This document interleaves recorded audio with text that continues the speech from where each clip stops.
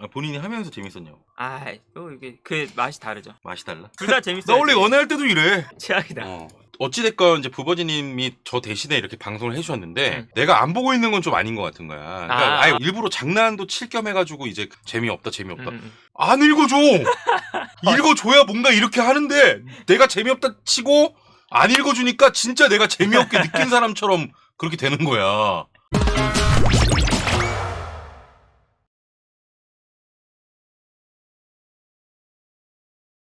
랑닉 맨유 감독이 오스트리아 대표팀과 맨유 디렉터를 겸직할 가능성이 높다. 네. 이런 이야기가 나오더라고요. 어제 이제 첼시와의 경기 예. 하기 전에 이런 기사들이 막 쏟아졌습니다.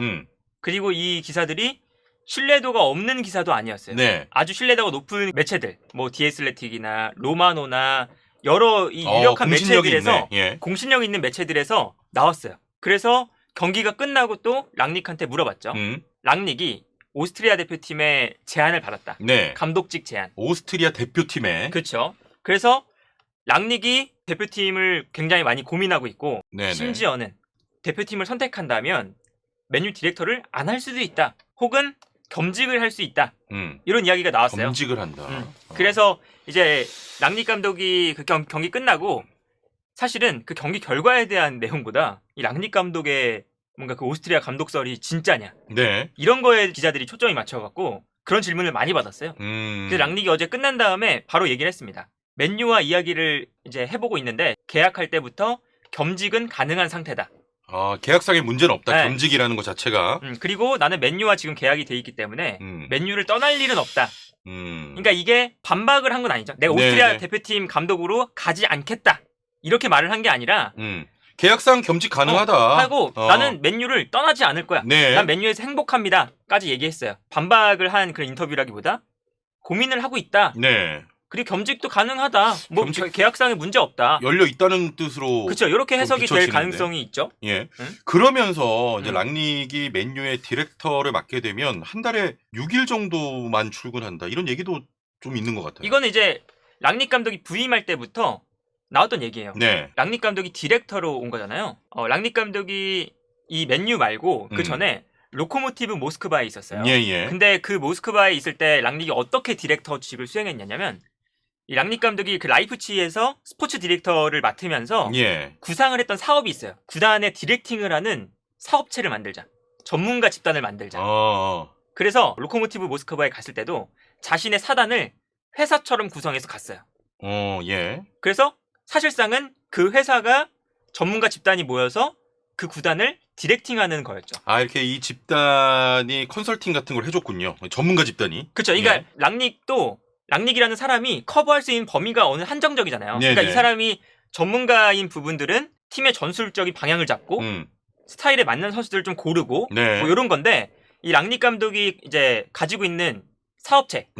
그 사업체는 어떤 거냐면 팀의 전체적인 유스 시스템부터 팀의 이적 시스템, 스카우팅 시스템, 팀의 전체적인 진짜 컨설팅을 하는 뭐 주급 체계 같은 것도 있을 그렇죠. 테고. 그러니까 뭐 유스의 전문가인 사람, 스카우팅의 전문가인 사람 이런 사람들이 막 모여 있는 거죠. 그러니까 그런 식으로 이루어지기 때문에 지금 랑닉 감독이 맨유에 왔을 때 디렉터직을 정말 매일매일 이 맨유에 출근해서 디렉팅을 하는 게 아니라 랑닉의 이 자회사의 조언들도 맨유가 듣고 맨유도 조언을 구하고 이러면서 랑닉이 가진 이 회사 자원들이 설정한 방향성대로 따라가겠다. 이런 거였거든요. 그래서 랑닉이 디렉터가 되면 출근을 사실상은 많이 하지 않는다. 이런 이야기가 나오고 있는 거죠. 자, 그런데 저희가 뭐 맨유 레전드들이 뭐 말이 많다. 그동안의 어떤 맨유의 내적인 외적인 상황들을 계속 저희가 이야기 나눴었는데 이게 저 시기가 계속 이런 얘기 나오는 것도 사실 조금 거부감을 갖고 있는 분들도 계실 거고. 왜냐면 상황이 너무 안 좋으니까. 그렇죠. 일단 이 랑닉 감독이 물론 이제 아까 말씀드린 것처럼 뭐 6일 나온다. 뭐 이런 걸 생각을 해보면 또 계약상에 겸직이 가능하다. 뭐 이렇게 돼 있으면 사실 맨유도 알고 있는 거거든요. 랑닉이라는 사람이 아니라 랑닉이 가진 자원들을 우리가 쓰고 싶다. 라고 선택을 한 거고 그러다 보니까 서로의 이제 이해관계가 맞아서 랑닉도 이제 디렉팅도 하면서 자기 또 겸직을 할 수도 있고 이런 생각을 가지고 왔다면 맨유도 이제 이해를 할 수 있는 부분이거든요. 근데 문제는 뭐냐? 지금 이 맨유의 성적이 아주 안 좋은 시기다. 지금 랑닉 같은 경우는 리그 20경기에 9승 6무 5패, 승률 45%고 솔샤르 같은 경우는 12경기에 5승 2무 5패, 승률 41%입니다. 뭐 비슷비슷해요. 별다른 차이가 없죠. 그래서 현지나 여러 이제 매체에서 나오고 있는 건 랑닉을 어차피 디렉터로 데려올 거면 굳이 감독으로 해야 될 필요는 있었나? 임시 감독으로. 그리고 어제 경기도 보면요, 랑닉이 실수를 많이 했어요. 예. 처음 이제 판을 짜온 것부터 실수를 해가지고 래시포드가 있는 자리가 그 리스 제임스가 있는 자리였거든요. 래시포드한테 역습을 맡겼어요. 너 공격해라. 근데 리스 제임스는 공격적인 풀백이잖아요. 네. 그래서 리스 제임스가 어제 볼을 잡는데 아무도 막는 선수가 없는 거예요. 그래서 전반전에만 크로스가 한 10개 정도 올렸거든요. 예. 그만큼 이제 어제 전술만 봐도 실수가 좀 많았고, 최근 들어서 이 랑닉 감독의 전술적인 부분들에 아주 의문을 갖는 이런 경기들이 많아지고 있죠. 포그바를 수비형 미드필더로 혼자 둔다던가, 어설픈 압박을 해서 오히려 상대팀의 역습을 맞는다던가, 네. 뭐 스쿼드는 한정적인데 자신의 이상적인 전술만 생각한다던가, 이런 것들이 사실은 겹치면서 랑닉 감독의 성적도 그렇게 좋지 않고, 더군다나 이 최근에는 이 맨유가 4위 싸움을 해야 되는 지금 상황이었고, 좀 많이 밀렸죠 지금 당시는. 그리고 심지어는 3주 정도 전만 해도 예. 아스날 맨유가 따닥따닥 붙어 있었어요. 그리고 심지어 살짝만 미끄러졌을 때 맨유가 치고 올라갈 만한 가능성도 충분했고, 특히 맨유가 토트넘을 이기면서 그때 맨유랑 토트넘이 순위가 바뀌었죠. 그래서 토트넘이 지금 아스날하고 4위 싸움하고 있잖아요. 네네. 그 자리가 맨유가 될 수 있었어요. 근데 결국에는 랑닉 감독이 전술적인 문제, 그리고 성적도 제대로 못 가져오고 하고 있는데, 그렇다면 굳이 성급하게 랑닉을 데려올 필요는 있었나? 어차피 디렉터로 빠지는 역할이었고, 심지어는 디렉팅도 자기가 안 한대요, 나중엔. 네네. 그러면 이게 뭐하러 데려온 거냐라고 이제 반응이 나오고 있는 거죠. 자, 그러니까 저희가 뭐 랑닉 감독과 솔샤르 전 감독의 어떤 승률도 말씀드렸는데 사실은 감독직으로 좀 실패에 가깝고 잡음들도 뭐 라커룸의 지도력이 또 부족하다 이런 얘기도 했었고, 그런 와중에 좀 오스트리아 감독 소리 나오면서 그렇죠. 이게 참 뭐가 말이 많은 것 같아. 네, 뭔가 이게 뭐가 너무 말이 많다. 너저분하죠. 뭔가 확실한 감독도 아니고, 네네네. 팀 내부에서는 다 알 거 아니에요. 저 감독이 임시 감독일 뿐이고, 그리고 디렉터로 갔을 때도 뭐 얼마 안 나온다더라, 영향력이 막 그렇게 크진 않나 보다 하니까 지금 팀 내에서 플래처가 코치로 앉아있다가 뭐 나가가지고 막 랑닉 답답하니까 지가 나가서 막 이렇게 막 하는 것도 있고, 네. 포그바랑 뭐 링가드 계속 말썽 부리고, 이제 호날두 교체 나올 때 삐져갖고 중간에 앉아있으니까 랑닉이 또 경기 중인데 심지어 가갖고 막 이렇게 설명하는 막 그런 짤도 막 돌았고, 랑닉 감독이 감독을 하는 것도 아니고 디렉터를 확실하게 하는 것도 아니고, 이게 이도저도 아니니까 뭔가 지금 현재 이 맨유는 성적이 당장 이 챔피언스리그 가기 위해서 되게 중요한 시기였는데, 이도저도 아니니까 오히려 라커룸의 영향력도 떨어지고 팀을 하나로 모으는데 실패한 거 아니에요? 나는 비판을 받을 수밖에 없죠. 결과적으로 조금 좋은 성적을 내지 못하고 있는 상황인데, 그렇죠. 그 아까 전에 이제 모스크바 이야기 하셨잖아요. 모스크바도 좀 이런 것과 비슷한 모습을 보여줬다고 하던데요. 그러니까 로코모티브 모스크바는 랑닉 감독을 엄청 욕해요. 최악의 디렉터, 최악의 사람이에요. 왜냐면 이 로코모티브 모스크바에 작년 7월에 갔거든요. 작년 7월에 가서 자신이 이 팀을 유럽에서 아약스나 라이프치히나 되게 잘 나가는 젊은 팀들 있잖아요. 그러니까 어린 선수들을 영입해서 잘 키워서 또 그걸 경제적인 수익을 내고, 그런데도 성적은 좋아. 막 이런 이제 구상을 했어요. 자기가 가져온 플랜대로 그 로코모티브 모스크바를 완벽하게 뒤집는, 거의 그냥 물갈이를 했단 말이에요, 선수단을. 근데 그 선수단이 못하는 선수단이었냐? 그런 것도 아니었어요. 2, 3위권 여기 왔다 갔다 하는 팀이었는데 그 팀을 물갈이했고, 심지어는 그 팀을 맡고 있던 감독과 자신의 전술적인 방향성이 안 맞다고 감독을 경질했어요. 그리고 심지어는 돈도 많이 쓰고, 그 로코모티브 모스크바가 재정적인 문제가 사실 있었거든요. 그래서 좀 재정적인 문제 때문에 혹시나 그 유로파리그에 못 나갈 수도 있을 그런 가능성이 있다, 이런 기사까지 나오는 상황에서 랑닉이 이제 와서 내가 이 팀을 잘 바꿔줄 테니까 투자해. 그래서 심지어 투자까지 많이 이루어진 상황이었어요. 그런데 11월에 맨유로.